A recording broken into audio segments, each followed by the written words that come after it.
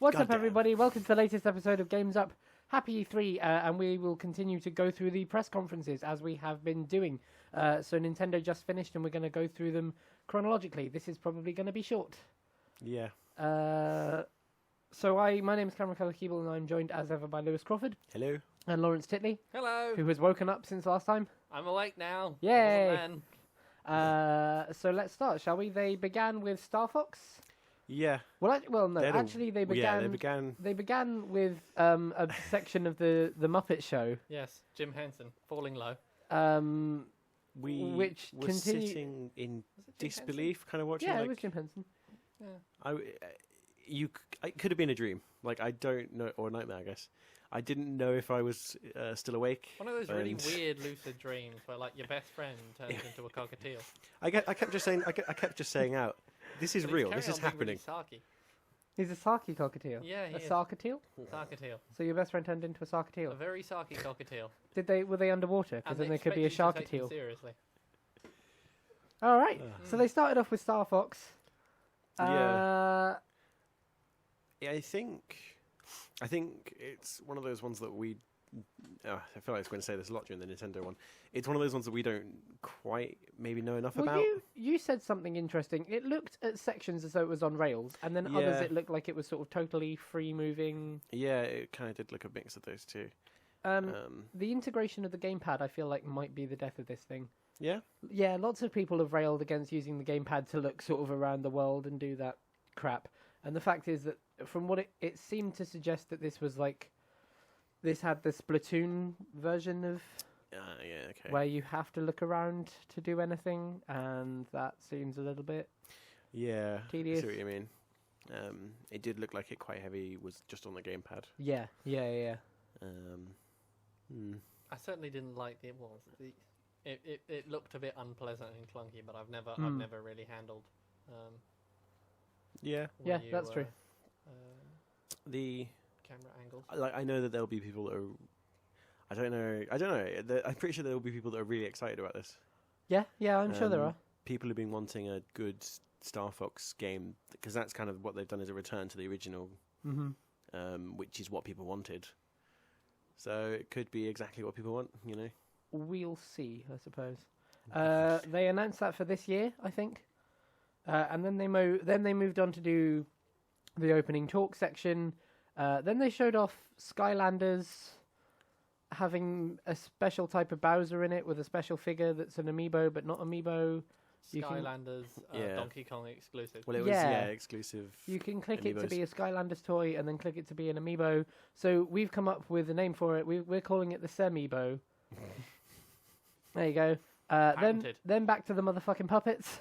And this went on for a long time. And I said to you, like, this is pre-recorded and it's insanely awkward. Yeah. Like, this is pre-recorded, edited down. Somebody looked over this and said, yeah, that's glossed up enough for E3.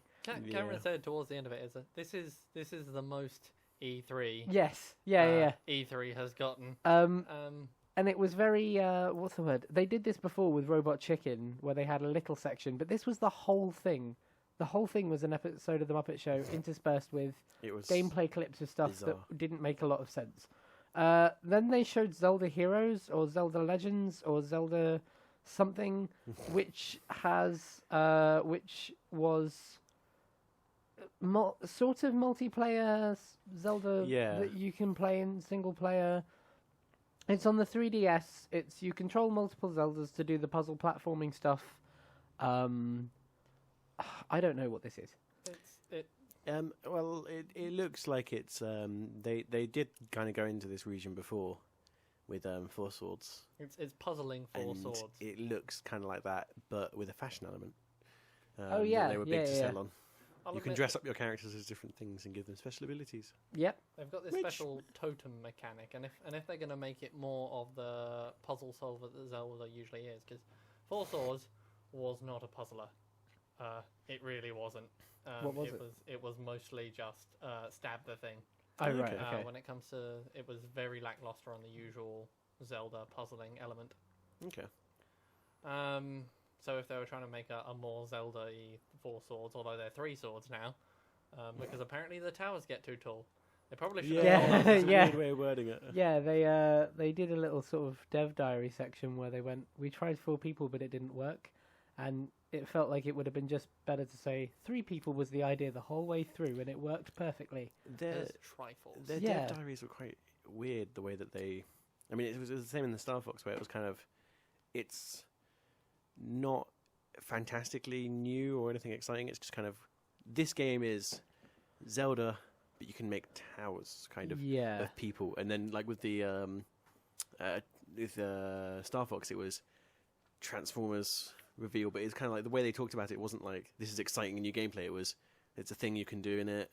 Yeah, they You know sort what of I mean? they sort of did the EA thing where they like had behind the scenes, these are our intentions, this is what we're doing. Yeah. And this is something we've come to expect from the Nintendo Direct, but it didn't have quite as many fireworks Yeah. as maybe they should have. Speaking of which, they moved on to the 3DS Hyrule Warriors thing, and it's a remake of the one from Wii U. It's the same one from Wii U with all the DLC on the 3DS, which is okay, but as a concept that became a pretty big runaway success, feels like this is the kind of place where they should maybe invest in another one Yeah. and set up a real franchise. Yeah. It's Nintendo all over, though, isn't it? At the end of the day. Yes, here's some old properties that we have. Here's a Yeah. little more life that we're pumping into Like- them. New IP? What's that? Like they will make like the same game 1,000 times before they make a new game. That's Speaking just of which, Nintendo. Metroid Federation Force. It's another one of these. Like, what do people want? A Metroid game. Let's give them not really a Metroid game. Yeah, Let's this give is them a Metroid game, but weird. this could have been a new IP, but they've slapped the Metroid name on it and Well, no, the no. Metroid HUD. People would be happy with. Yeah, but it's not even that. It's like give people a new Zelda game. Give people a new Metroid game. Like Yeah, that's yeah, what yeah. people want. Don't keep using the Metroid IP on stuff that you just couldn't be bothered to give a new name to. Yeah, I mean, this is arguably you could That's call it the anything very else. cynically approach. This is You this know. is kind of like that thing that we were having with Gears of War. Is if the game mechanics change so radically and the story is a completely new one, then what's the point in keeping with the IP? Yes, yeah, that's very true, and I think Nintendo is the sort of perfect example of the extreme that could go to. Yeah, And they do need to be a little bit careful about that. Then there was a Fire Emblem trailer, yeah, which I don't play Fire Emblem. yeah. It was. I don't know, really know so I anything don't about know it. that we can speak to it. Then there was a really confusing trailer that involved 3 minutes of what looked like a SingStar demo, but without any actual singing. RPG combat. It looked a lot like Persona, if Persona had all the charm taken away from it. Yeah. And it was called something in Japanese FE. No, I think that is Fire Emblem. I think FE is Fire Emblem. Is it just Fire I'm Emblem? pretty, Yeah. I'm pretty sure the last I character thought they were showed us making was some kind of thing on Iron. like So- the last character they showed us in that little trailer. I'm pretty sure was, if I remember my characters properly, it was Marth or Garth or something. So from are these two Super Smash different Bros. Fire Emblems? Or is this one Fire Emblem with lots of aspects? Or was it two maybe games? one's a DS. Maybe. I don't know. I can't speak to it. Then they showed Xenoblade, which we all thought actually looked pretty Yeah. cool. Well, yeah. I said like if I had a Wii U and I was into it, that's probably a game I would get. Yeah. It was very pretty, and the whole Alien Worlds thing. It was. Well, it's it kind was of doing like- look pretty. We're watching this Nintendo thing and we're expecting another amiibo thing, and it kind of like Semibo, thank you. it started almost like you would imagine sort of like a Halo reveal trailer would start. Yeah, I said to you during it looked to me like a futuristic Monster Hunter. Yeah, it did, and it's not quite what we expected from Nintendo. Oh well, it's not really what we expected from this press conference at any rate. Yeah. And then it kind of was quite interesting, and then yeah, I think if I had it, I would get it. I wouldn't buy a Wii U for it though. Yeah, I know what you mean. It's not the killer IP. No. Yep. Then they moved on to Animal Crossing Happy Home Developer, where you Yeah. get to take lovely wild animals and Put them in boxes. stick them in boxes where you put like fancy paintings on the walls and make them pretend they're happy. Has anyone managed to work out what the topology of Animal Crossing's world is? Because it looks very confusing to me from the outside. In what sense?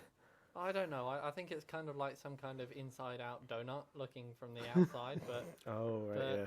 I Surely an couldn't inside-out possibly do donut it. is just a donut. Well, yeah, but Yeah. Oh, but yeah, but Yeah. inverse curvature and all.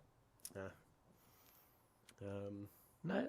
Hyperbolic thing. So wait, like it's got You know, I don't know. Yeah. like a convex donut? Maybe It's taking a. Why are we talking about? I this? don't know. because it's more interesting than Animal Crossing. Is why. Yeah. Then they showed off Animal Crossing Party without any party bits. It looked like Mario Party without the mini games, which was Yeah, sort of it strange. was like you. There was a bit where he spun a wheel, like a. I don't know what you Yeah, call it. yeah, like a Wheel of Fortune. Thing. Yeah, like a Wheel of Fortune kind of thing, and that was kind of. If that's the mini game, I'm not sure whether I would think- want to buy it. I think there were mini games. They just hadn't figured them out yet, so they just showed us the after the competition results in every single one. That's at least what I felt. The problem is with mini games in Animal Crossing is, or maybe I just haven't played it enough. Is that my knowledge of Animal Crossing is it's likely to be a fishing simulator. that's its like mini game is a 5-minute fishing simulator. It seemed to be a demonstration of a mechanic where you roll a dice.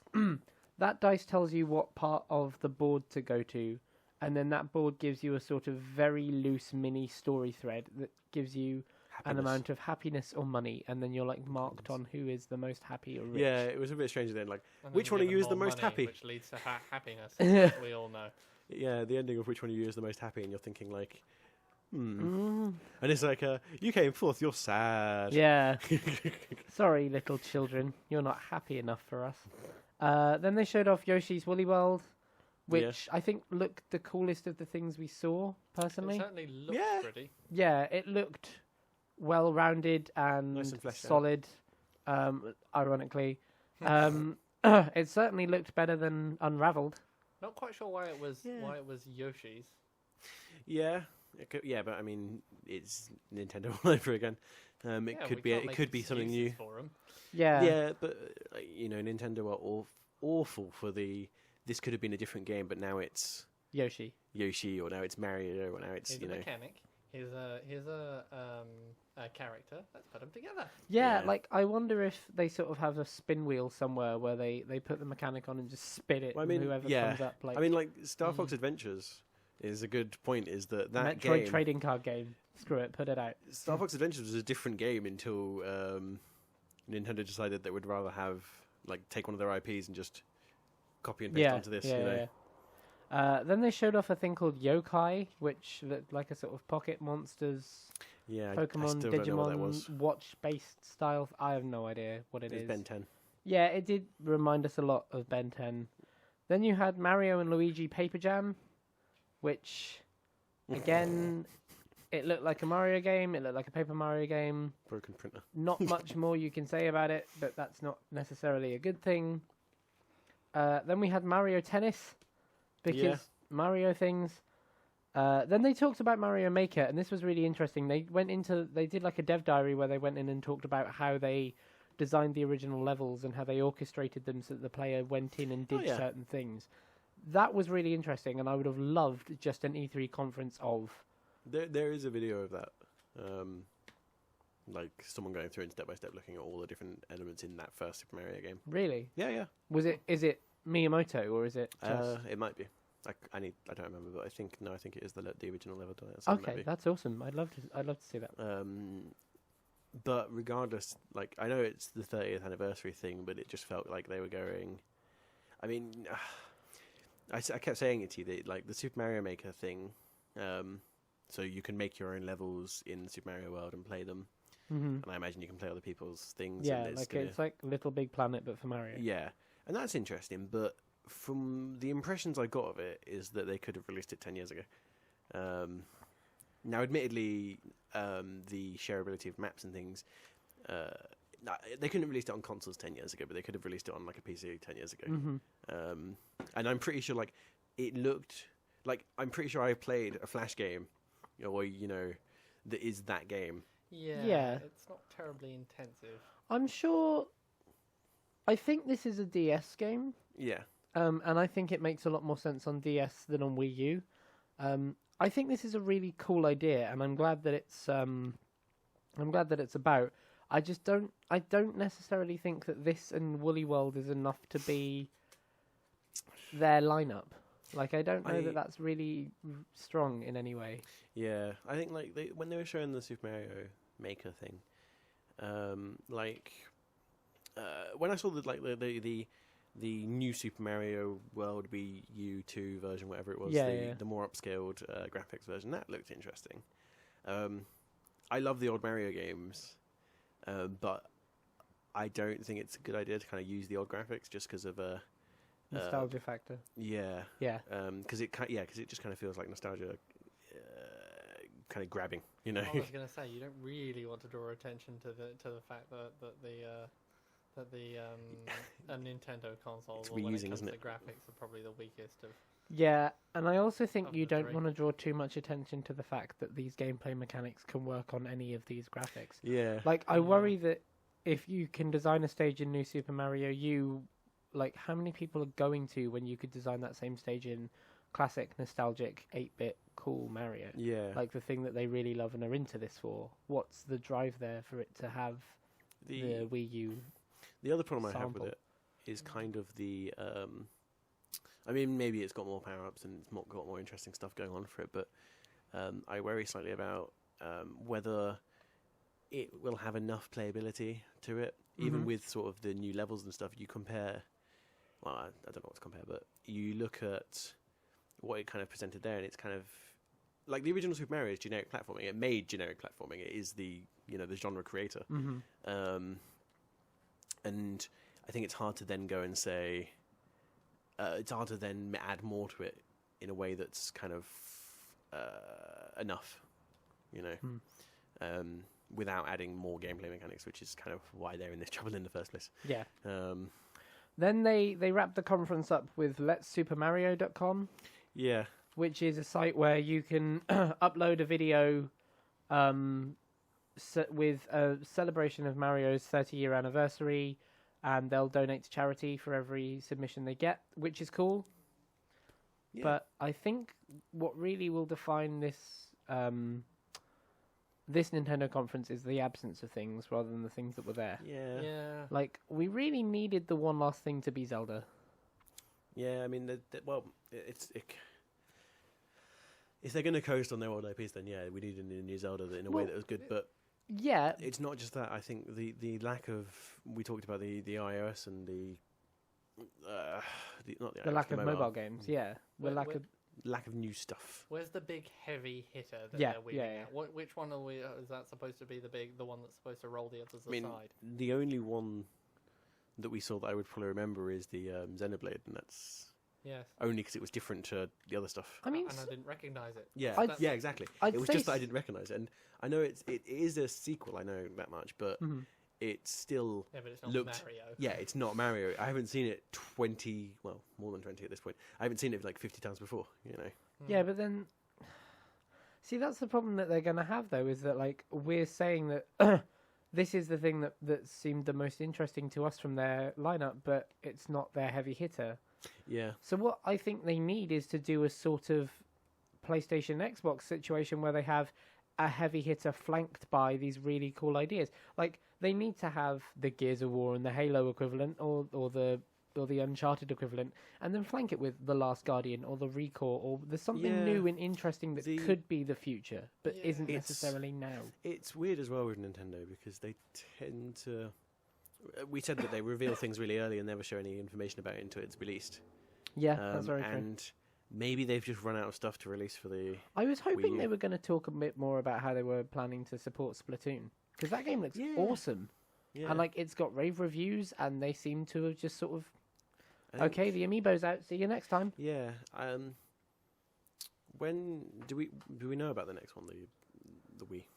What, the next console? Yeah. The NX. Yeah, they Do we talked know, about, Do we know much about it, like when it's out and things like there are rumours and things, but Because I can only assume the only thing I got from this E3, well, not the only thing, the only thing I can really assume that though is that they're holding back all their IPs and they're going, we're making it for the new one. yeah. And that next year's going to be Now, like all to of be that. fair, since the conference, they've come out and nailed down Zelda is still Wii U. Okay. They haven't not said it's also NX. Okay. I imagine this is going to be a cross-gen thing. Yeah. Right. Because I because they made very clear at the start of the conference, the future of Nintendo is mobile games and the NX, which we'll talk to you about next year. Yeah. So they either have to find the time to launch the new Zelda game, which deserves E3, like it was the Knockout demo last year, when they showed the horse and the new type of Link and the mechanics and the world. People went mental, and does that really are they going to do a direct in 3 months where they just send it out? Yeah, Because that feels like the wrong way to do this. Yeah, Especially as the swan song for this console that they really deserved more. If E3 is this place where you're meant to kind of reveal all your hard hitters, it is the Christmas of any gaming thing, and it seems odd that they wouldn't pull out all the stops. Maybe between then and now, there's been a certain amount of changing in philosophies, as it were, within Nintendo. I mean, they're always going to go more onto the casual gaming, onto the mobile phone and other things to survive. Yeah.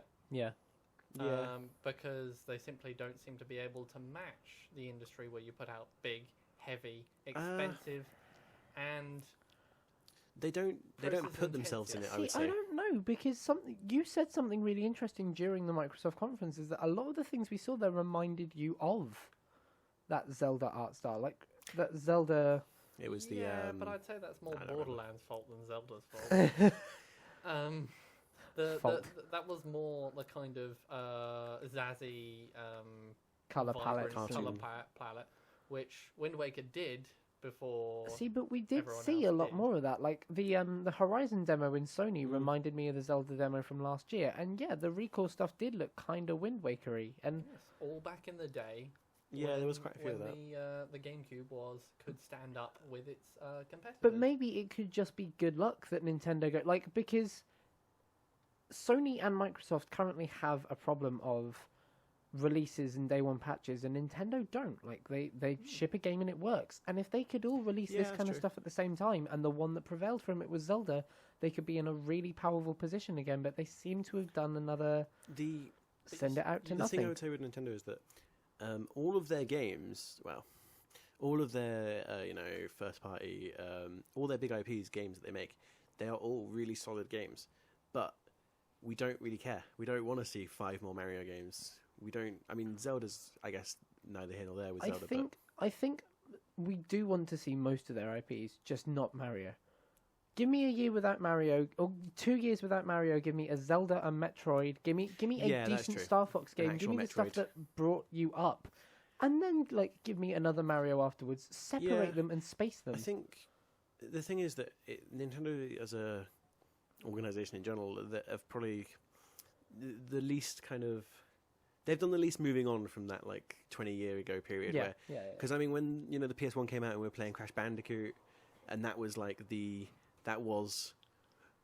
icon for the PS1 and now we're talking they're still talking about mascot characters they're still talking about mascots and they're still talking about well I mean it's still in the same sort of I'm not going to say childish but it's still in the same primitive, style. Still in the same kind of mood, I guess. Mood would be the best way of putting it. Whereas in the other consoles, it's become very gritty. Well, it doesn't even have to be gritty. It's become a bit more of a grown-up medium. Yeah, no, that is a great way of putting it. Definitely. I agree. I totally agree. I think that's a good place to wrap up, though. Yeah. Right. Final thoughts? No. No. Final thoughts? Nintendo and I will always be very different in our game philosophies. This is talking across the chasm. Okay. But it's a nice chasm, and it's a nice chasm, and I'm glad it's there. There's lovely primary colours everywhere. Indeed. I want to like Nintendo. Yes, I do too. I really do too. But they're not making it easy. This is the thing. I'm hoping that the new console will just blow my mind, but I don't really know anything about it. We can talk about rumours on another show. Yeah, right. I think the best way to say this is we're more interested and there's more spoken about what was absent than what perhaps was there this year. Yeah. And that's a bit of a shame for what seems to be generally an all-round really good E3.